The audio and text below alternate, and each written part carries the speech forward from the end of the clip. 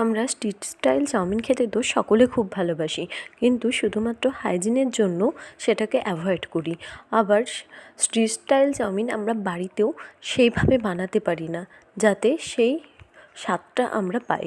তাই আমি আজকে তোমাদেরকে স্ট্রিট স্টাইল চাউমিন বানিয়ে দেখাবো বাড়িতেই। প্রথমেই আমি কড়াইতে কিছুটা তেল নিয়ে নিয়েছিলাম।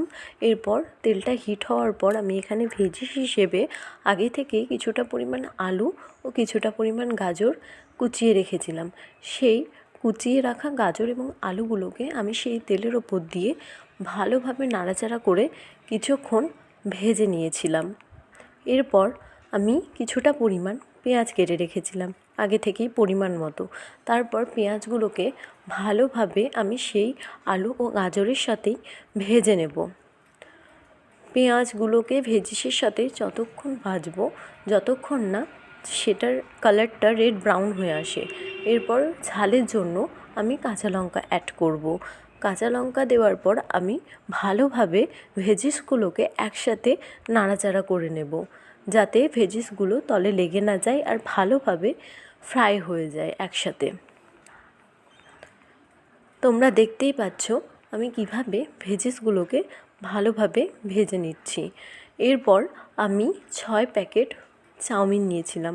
এর বদলে তোমরা বাজারে যেই বড় প্যাকেটগুলো পাওয়া যায় সেইগুলো ইউজ করতে পারো। এরপর কিছুটা পরিমাণ জল আমি কড়াইয়ে গরম করে নিয়েছিলাম। তার সাথে আমি জলে কিছুটা পরিমাণ লবণ অ্যাড করে নেব। তারপর জলে সমস্ত চাউমিনগুলোকে ভালোভাবে ফুটিয়ে নেব, যতক্ষণ না চাউমিনগুলো ভালোভাবে সেদ্ধ হয়ে যায়। এরপর এইদিকে আমার ভেজিসগুলো প্রায় সেদ্ধ হয়ে গেছে এবং সেগুলো ভালোভাবে রেড ব্রাউন হয়ে ভাজাও হয়ে গেছে। এরপর তোমরা দেখতেই পাচ্ছ আমি চাউমিনটাকে কিভাবে সিদ্ধ করে নিয়েছি। তোমাদেরকে আমি এখানে দেখিয়ে দেব, কিন্তু চাউমিনটাকে বেশি সেদ্ধ করলে হবে না, কারণ তুমি যদি চাউমিনটাকে বেশি পরিমাণ সেদ্ধ করো সেটা ভাজার সময় একদম চিপচিপে হয়ে যাবে। এরপর একটা পাত্রে আমি 3টে ডিম ফাটিয়ে নেব। ডিমগুলোকে ভালোভাবে নাড়াচাড়া করে আমি তাতে কিছুটা পরিমাণ ডিমের যেটুকু লবণের পরিমাণ হবে সেইটুকু লবণই আমি অ্যাড করে ডিমটাকে ভেজে নেব। ডিম ভাজার জন্য আমি কড়াইতেই আগেই কিছুটা পরিমাণ সাদা তেল দিয়ে রেখেছিলাম এবং তার উপর কিছুটা পরিমাণ কারি পাতা দিয়ে নিয়েছি।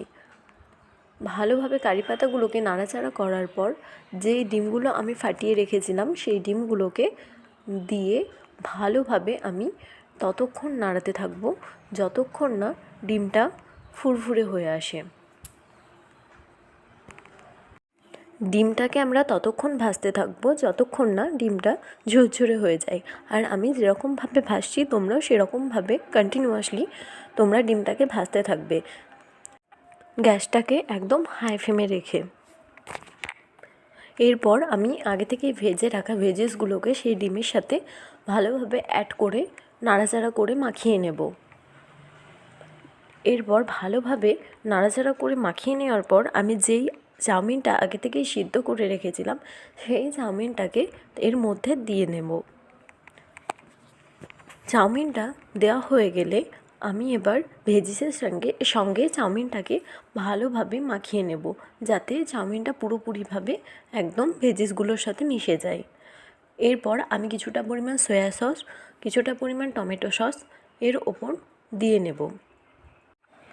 এই সসগুলো দেওয়ার ফলে একদম স্ট্রিট স্টাইল চাউমিনের মতোই খেতে লাগবে এবং ভালোভাবে মাখিয়ে নিতে হবে সসগুলো অ্যাড করার পর। এবং আমার লুকটা একদম এরকম এসেছে। তোমরাও এই রেসিপিটা বাড়িতে ট্রাই করো এবং কমেন্টে আমাকে জানিও যে কেমন হয়েছে।